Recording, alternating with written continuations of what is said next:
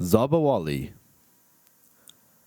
Finally, I became convinced that I had to find Sheikh Zaabalawi. The first time I had heard of his name had been in a song. Oh, what's become of the world, Zaabalawi? They've turned it upside down and taken away its taste. It had been a popular song in my childhood, and one day it had occurred to me to demand of my father, in the way that children have of asking endless questions, "Who is Zaabalawi?" He had looked at me hesitantly, as though doubting my ability to understand the answer. However, he had replied, "May his blessing descend upon you. He is a true saint of God, remover of worries and troubles. Were it not for him, I would have died miserably." In the years that followed, I heard my father many a time sing the praises of this good saint and speak of miracles he had performed. The days passed and brought with them many illnesses, for each one of which I was able, without too much trouble and at a cost I could afford, to find a cure, until I became afflicted with that illness which no one possesses a remedy. When I had tried everything in vain and was overcome by despair, I remembered by chance that I had heard in my childhood. Why, I asked myself, should I not seek out Sheikh Zaabalawi? I recollected my father saying that he had made his acquaintance in Kangafar at the house of Sheikh Kumar, one of those sheiks who had practiced law in the religious courts. And so I took myself off to his house. Wishing to make sure he was still living there, I made inquiries of the vendor of beans, whom I found in the lower parts of the house. "Sheikh Kumar," he said, looking at me in amazement. "He left the quarter ages ago. They say he's now living in the Garden City and has his office in the Al-Hazar Square." I looked up the office address in the telephone book and immediately set off to the Chamber of Commerce building, where it was located. On asking to see Sheikh Kumar, I was ushered to a room just as a beautiful woman with the most intoxicating perfume was leaving it. The man received me with a smile and motioned towards a fine leather-upholstered chair. Despite the thick soles of my shoes, my feet were conscious of the lushness of the costly carpet. The man wore a lounge suit and was smoking a cigar. His manner of sitting was that of someone well satisfied both with himself and with his worldly possessions. The look of warm welcome he gave me left no doubt in my mind that he thought me to be a prospective client, and I felt acutely embarrassed and encroaching upon his valuable time. "Welcome," he said, prompting me to speak. "I am the son of your old friend, Sheikh Ali al-Tatawi," I answered, so as to put an end to my equivocal position. A certain languor was apparent in the glance he cast at me. The languor was not total in that he had not as yet lost all hope in me. "God rest his soul," he said. "He was a fine man." The very pain that had driven me to go there now prevailed upon me to stay. "He told me," I continued, "of a devout saint named Zaabalawi, whom he met at your honors. I am in need of him, sir, if he be still in the land of the living." The languor finally became firmly entrenched in his eyes, and it would have come to no surprise if he had shown me the door to both me and my father's memory. "That," he said in a tone of one who has made up his mind to terminate the conversation, "was a very long time ago, and I scarcely recalled him now." Rising to my feet as to put his mind at rest regarding my intention of going, I asked, "Was he really a saint?" "We used to regard him as a man of miracles." "And where could I find him today?" I asked, making another move towards the door.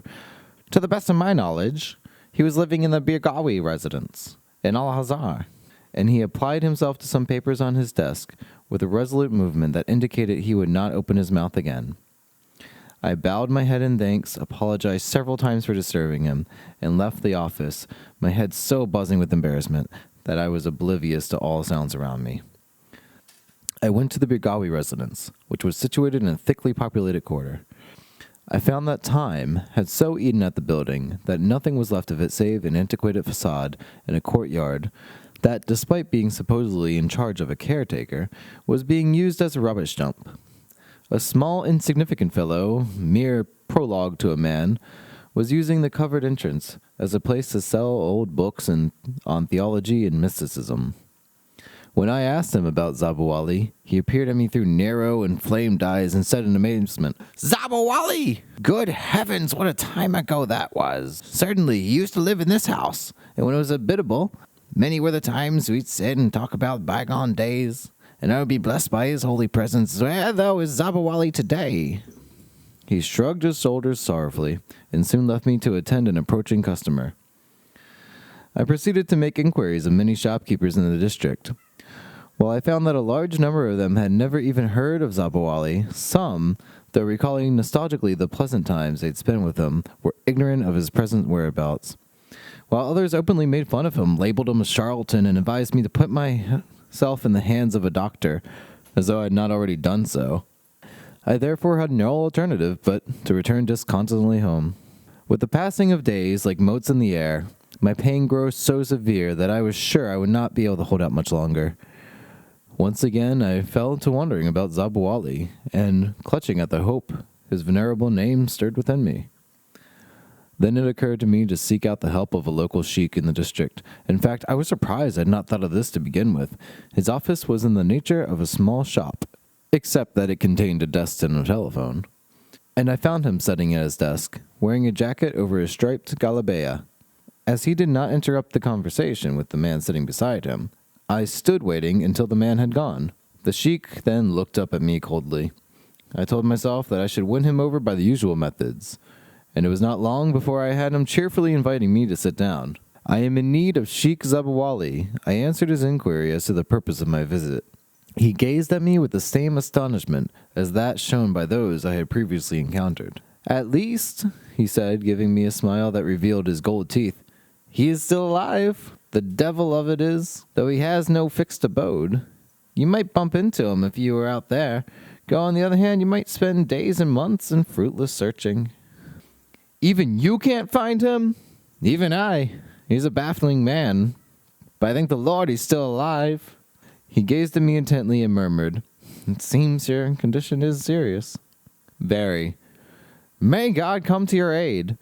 But why don't you go about it systematically? He spread out a sheet of paper on the desk and drew on it with unexpected speed and skill until he made a full plan of the district, showing all the various quarters, lanes, alleyways, and squares.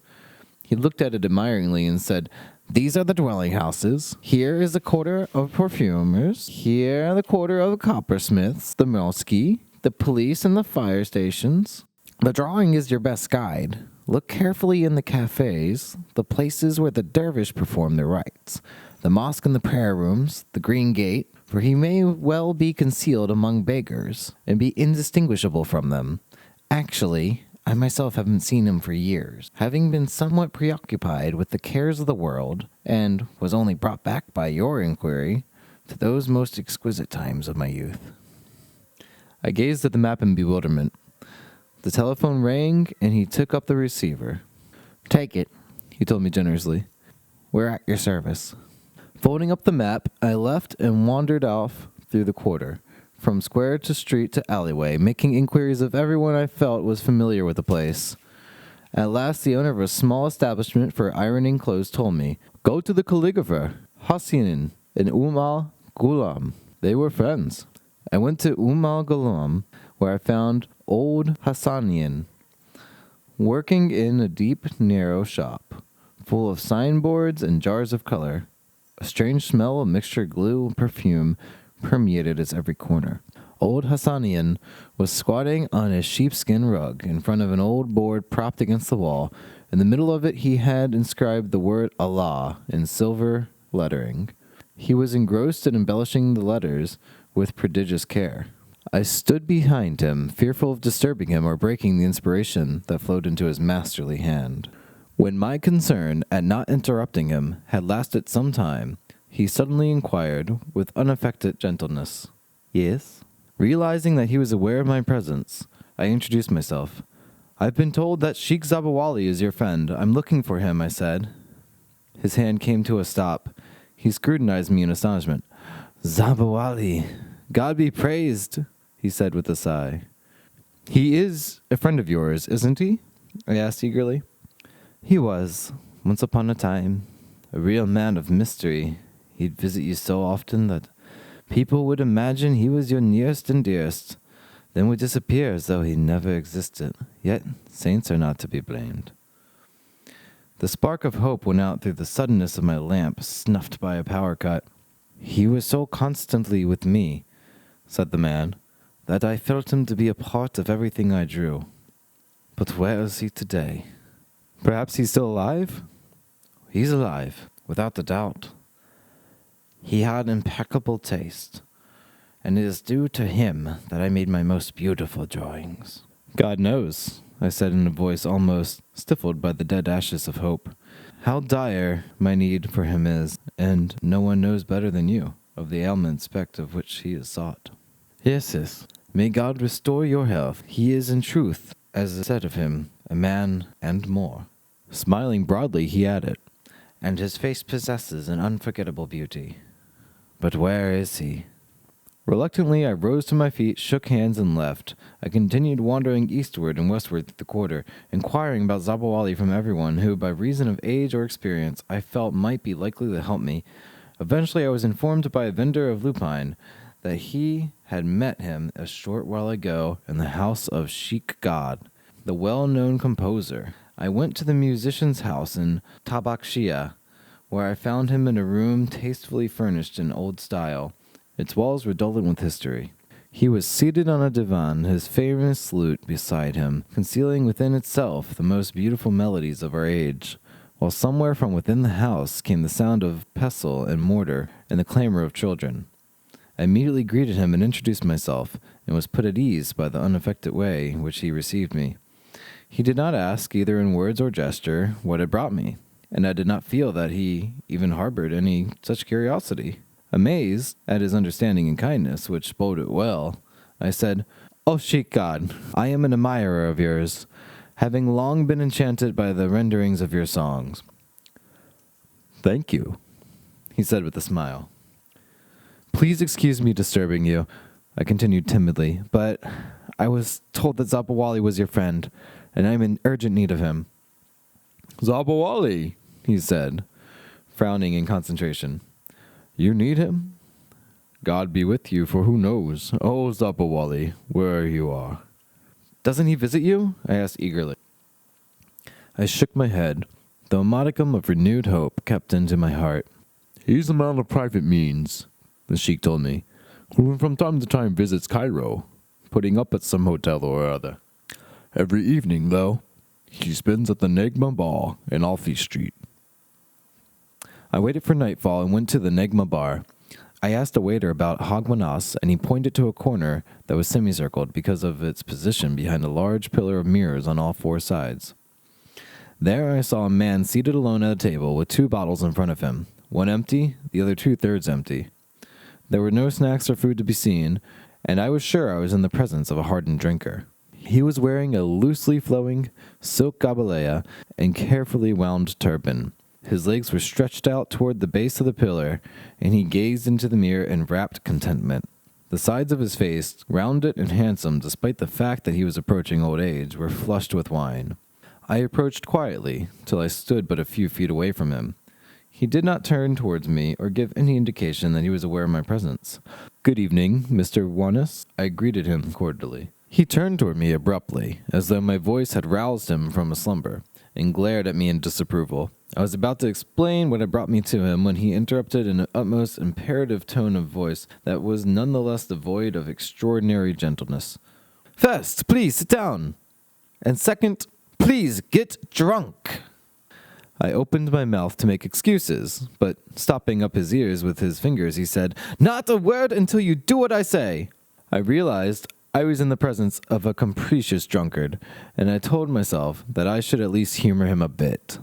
"Would you permit me to ask one question?" I said with a smile, sitting down. Without removing his hands from his ears, he indicated at the bottle. "When engaged in a drinking bout like this, I do not allow any conversation between myself and the other, unless, like me, he is drunk.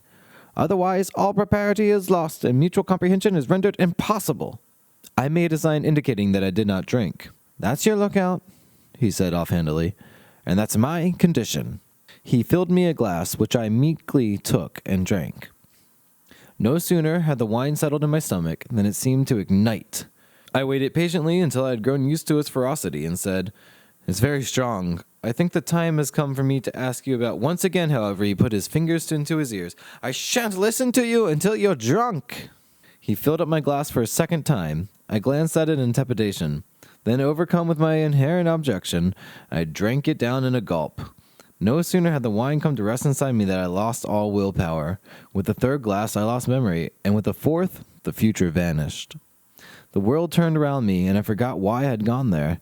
The man leaned toward me attentively, but I saw everything, as a mere meaningless series of colored planes. I don't know how long it was before my head sank down into my arm of the chair and I plunged into a deep sleep.